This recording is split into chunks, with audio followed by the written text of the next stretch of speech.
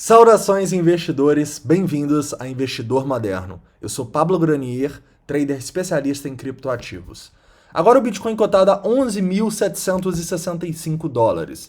E hoje meu objetivo será fazer uma atualização técnica e de sentimento bem rápida para vocês.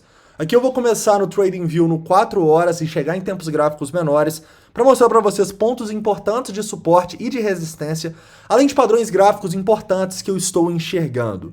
Numa análise de sentimento hoje, eu quero falar um pouco do Tensor Charts avançado e da movimentação das instituições nas últimas horas. Por isso eu também vou mostrar para vocês o TRDR e, falando um pouco de posicionamento, quero falar um pouco do S&P, da dominância do Bitcoin e do Crypto Fear and Greed Index. Hoje, em especial, eu vou comentar com vocês por que a gente está enxergando uma divergência entre o Crypto Fear and Greed Index que a gente utilizava no canal e o novo que é no site da Bitcoin Tools.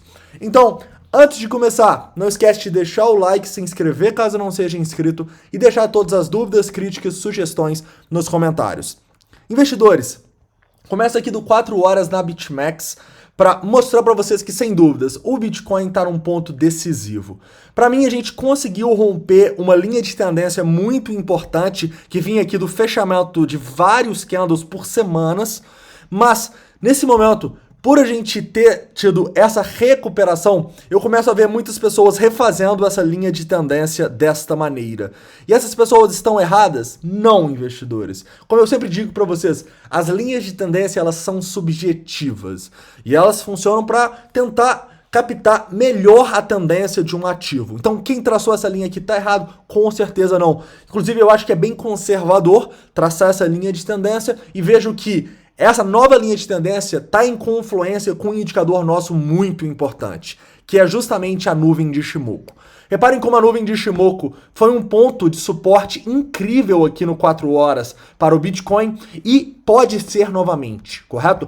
Então, um ponto de suporte no 4 horas que eu estou de olho é, sem dúvidas, essa região aqui próxima ali aos 11.500. Se a gente conseguir fechar candles no 4 horas abaixo dos 11.500, seria um sinal para mim de reversão da tendência no 4 horas. Porque aí a gente basicamente não teria mais nem... Gente, se a gente fizesse uma interpretação aí, pegando sombras muito distantes aqui, a gente não conseguiria traçar uma linha de tendência que suportasse uma tendência de alta aqui acima dessa região dos 11.500, tá bom? Se fechar aqui embaixo para mim, é uma reversão da tendência. E, em compensação, se o preço conseguir ultrapassar aquela região de forte resistência nos 11.900, caras, é um sinal de força, tá? É um sinal que a gente estaria saindo novamente aqui da nuvem de Ichimoku e mostrando que a tendência é de alta, quem sabe para testar novamente o topo importante nos 12.500. Então, no 4 horas que eu tô de olho aqui, para um rompimento dos 11.900 para procurar operações de long, né? Ou de um rompimento dessa região aqui dos 11.500 para entender que a tendência no 4 horas mudou. Numa hora eu já consigo enxergar para outros padrões gráficos que podem dar dicas aqui pra gente do que o Bitcoin pode fazer nas próximas horas, tá bom?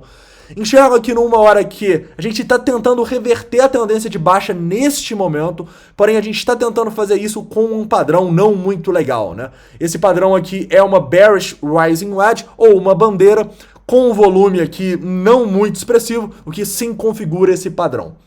Então, nesse momento aqui, se a gente romper esse padrão para baixo, eu vejo que a gente teria problemas em relação à nossa tendência. Porém, se esse padrão romper para cima, aí a gente está em confluência com uma recuperação da tendência no 4 horas e a maior probabilidade é a gente voltar a subir, ok? Então, este padrão aqui para onde eu ficaria de olho, nessa região dos 11.900 e também na região dos 11.650, tá bom? Vocês vão entender isso melhor quando eu estiver dando uma olhada aqui na análise de sentimento, mas vocês podem ver que tem uma confluência também aqui de suporte no VPVR nessa região e também da nossa nuvem de Ichimoku. correto? Já indo agora para uma análise de sentimento, o primeiro ponto que eu quero mostrar para vocês é a indecisão das instituições de para onde mandar o mercado. A gente estava vendo ontem uma grande predominância das instituições tentando fazer o mercado cair, né? E quando a gente tem tanta predominância assim, é muito difícil do preço simplesmente ir rompendo e conseguir, né? Por quê? Porque mesmo que ele consiga passar essa região dos 11.770 e vá, por exemplo, até os 11.830, existe uma grande probabilidade de muitas instituições terem distribuído essas ordens e acabarem fazendo uma pressão vendedora, não permitindo o preço continuar subindo, tá bom? Então é isso que a gente viu aqui depois desse teste acima dos 11.800 e o preço voltando para testar os 11.700. Reparem que quando a gente volta para testar essa zona, a gente já começa a ver muita instituição querendo acumular aqui, correto? Eu acho que isso pode ser visto também de uma maneira até mais visual no TRDR. Reparem que as instituições estão indecisas nos últimos dias.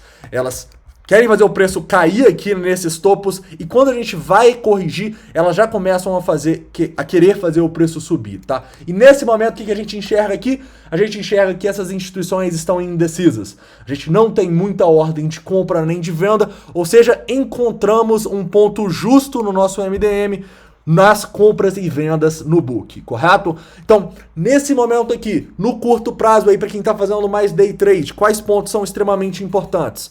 Caras, eu realmente ficaria de olho para um rompimento dessa zona aqui dos 11.830, para uma confirmação desse rompimento desse padrãozinho. Eu vou explicar porque esse rompimento aqui é muito importante. Ou então, num rompimento justamente dessa região aqui dos 11.650, tá? Porque eu enxergo que até onde as instituições querem manter o preço. Se a gente perder essa região aqui de extremo suporte, realmente teremos problemas. Detalhe, se a gente começar a cair aqui a partir desse teste do ponto de controle e essas ordens dos 11.650 forem retiradas, aí eu já estaria de olho nessa região dos 11.700 para um rompimento para baixo desse nosso padrão aqui, correto? Mas eu acho que nesse momento, com as informações que a gente tem agora das instituições, os 11.650 é uma confirmação um pouco maior, beleza?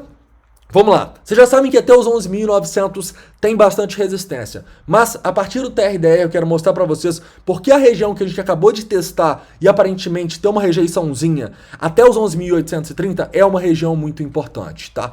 E tem a ver com onde as pessoas ficaram presas, né? Algo que a gente sempre fala aqui no canal e que nas últimas semanas a gente tá tendo indicadores de sentimento para realmente confirmar onde essas pessoas ficaram presas. Como que a gente consegue ver isso? Vendo zonas onde a gente tem um aumento muito grande do Open Interest, em especial quando o preço está consolidando. Então, eu vejo aqui, olha só, nessa região dos 11.750 até os 11.830, uma consolidação do preço com o Open Interest saindo aqui dos 33.500 Bitcoins para 35.700, ou seja, tem mais de 2.000 Bitcoins nessa região aqui. E sim, muitas pessoas venderam nessa região, mas também muitas compraram. Então o que a gente entende aqui? A gente entende que existem muitas pessoas presas, compradas nessa região. E por isso, quando o preço volta para testar essa região, o que a gente tem essas pessoas fazendo? Essas pessoas cometendo um dos principais erros do criptomercado, saindo no 0 a 0 ou com um lucrinho. A partir daí, essas pessoas criam uma oferta muito grande do preço que não deixa a gente ultrapassar essa zona, ok? Tô falando isso por quê? Porque se a gente ultrapassar essa região dos 11.830, para mim já seria um sinal muito grande de força do preço, tá bom? E seria um sinal que o preço pode continuar subindo. Então eu ficaria de olho, primeiramente aí para os day traders, nessa resistência nos 11.830. Se rompido, a gente pode ter um teste nos 11.900. E se romper os 11.900, aí já é uma reversão para mim no 4 horas para swing trade. Correto? Continuando, investidores. Agora falando um pouco do Crypto Fear and Greed Index. Crypto Fear and Greed Index continua em extrema ganância aqui no indicador que a gente está mais acostumado, ou seja, posições de longo prazo agora não são aconselhadas, mas uma coisa interessante que eu vi algumas pessoas comentando e eu quero falar com vocês, tem a ver aqui com o outro Crypto Fear and Greed que eu mostrei para vocês no BTC Tools, que tá mostrando pra gente aqui uma divergência, né? Inclusive nos últimos dias a gente chegou a ficar aqui em medo.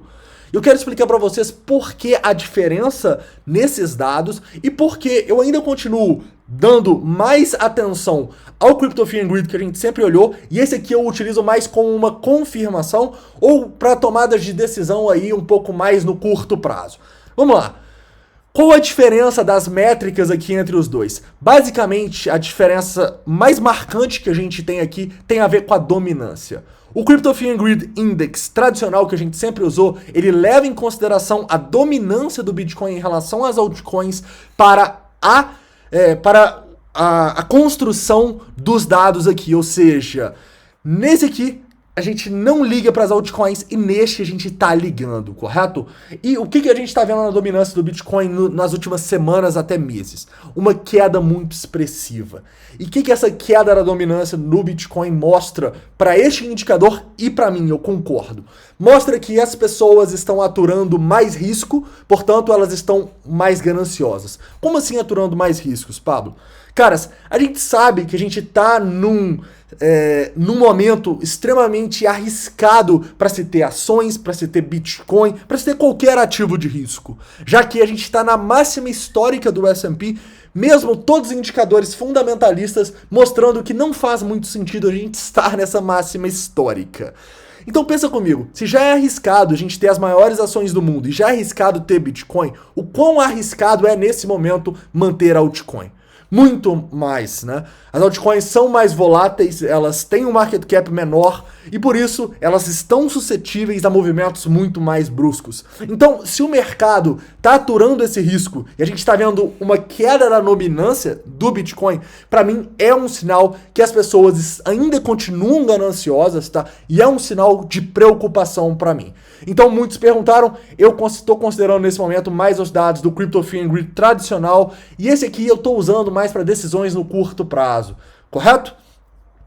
Então, investidores, o que eu acho de hoje? Eu acho que, realmente, a gente tem resistências fortes ainda para serem rompidas. Se o preço conseguir ultrapassar os 11.830 até essa região dos 11.900, eu ficaria mais de olho em longs, tá? Assim como se a gente romper os 11.700 e os 11.650, se as instituições não tirarem as ordens, é uma oportunidade aqui para a gente realmente pensar mais em shorts.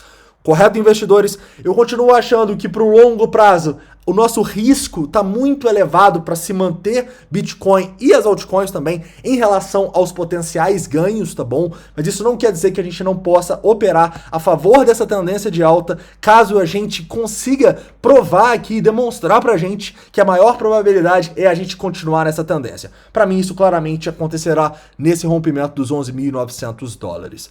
Beleza, investidores? Então é isso, tá? Espero que vocês tenham gostado dessa análise aí. Não esquece de deixar o like, se inscrever caso não seja inscrito e deixar todas as dúvidas, críticas, sugestões nos comentários. Até a próxima e um forte abraço.